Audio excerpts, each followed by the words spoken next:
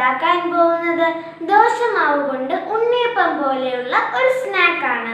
ഈ ദോശമാവ് മിച്ചം വന്നാലും കളയേണ്ട ആവശ്യമില്ല. ഇത് വളരെ സിമ്പിളായിട്ട് നമുക്ക് പെട്ടെന്ന് ഉണ്ടാക്കിയെടുക്കാം. ഇത് വളരെ ടേസ്റ്റിയുമാണ്.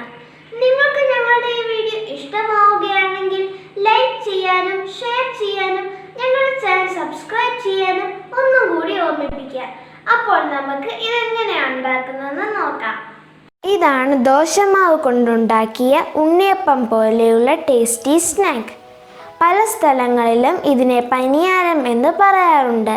ഇതെങ്ങനെയാണ് ഉണ്ടാക്കുന്നതെന്ന് നോക്കാം. ഇതിനാദ്യമായി വേണ്ടത് 4 കപ്പ് ദോശമാവ്, 1 കപ്പ് സവാള അരിഞ്ഞത്, 10 പച്ചമുളക് അരിഞ്ഞത്, 5 ടേബിൾ സ്പൂൺ മല്ലിയില അരിഞ്ഞത്, 1 ടേബിൾ സ്പൂൺ ഇഞ്ചി അരിഞ്ഞത്, 1/2 ടീസ്പൂൺ കുരുമുളക് പൊടി, 1 ടീസ്പൂൺ ജീരകപ്പൊടി, ആവശ്യത്തിന് ഉപ്പ്, ആവശ്യത്തിന് കറിവേപ്പില. ഇനി നമുക്ക് മാവിലേക്ക് ഇവ ഓരോന്നായി ചേർത്ത് കൊടുക്കാം.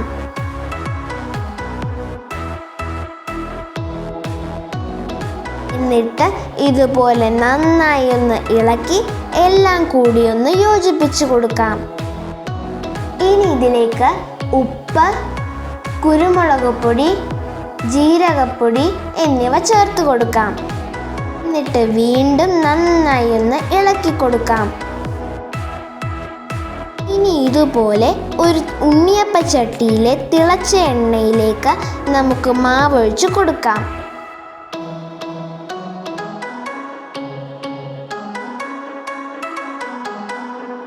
ഒരു വശം ഒന്ന് മൂക്കുമ്പോഴേക്കും ഒന്ന് തിരിച്ചിട്ട് കൊടുക്കാം.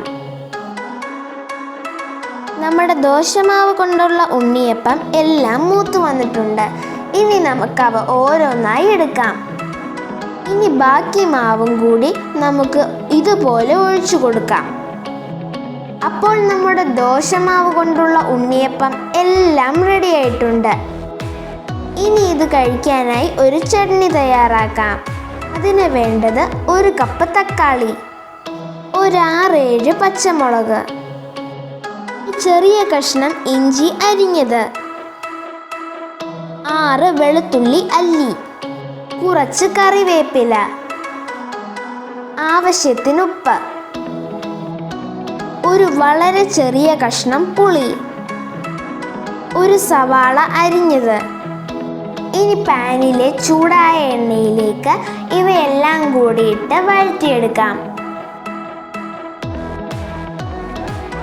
ഒന്ന് വഴന്നു വരുമ്പോഴേക്കും അതിലേക്ക് ആവശ്യത്തിന് ഉപ്പ് ചേർത്ത് കൊടുക്കാം. ആവശ്യത്തിന് കറിവേപ്പിലയും കൂടി ചേർത്ത് കൊടുക്കാം.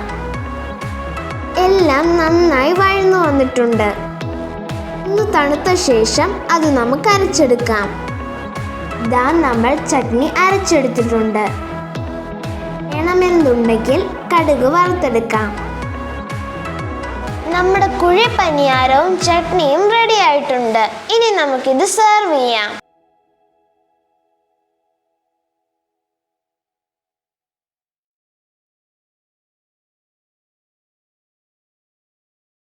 ദോശമാവ് ഒത്തിരി ലൂസ് ആവാൻ പാടില്ല. നന്നായി തിളച്ച എണ്ണയിലേക്ക് വേണം ബാറ്റർ ഒഴിച്ചു കൊടുക്കാൻ. ചട്നി ഉണ്ടാക്കുമ്പോൾ ടൊമാറ്റോയുടെ പുളി കൂടുതലാണെന്ന് തോന്നുകയാണെങ്കിൽ കുറച്ച് മധുരം കൂടി ചേർത്ത് കൊടുക്കാം. അപ്പോൾ എല്ലാവരും ഈ റെസിപ്പി ഉണ്ടാക്കി നോക്കണം. എന്നിട്ട് നിങ്ങളുടെ കമൻസ് ഞങ്ങളെ അറിയിക്കുകയും ചെയ്യണം. അപ്പോൾ ബൈ ബൈ.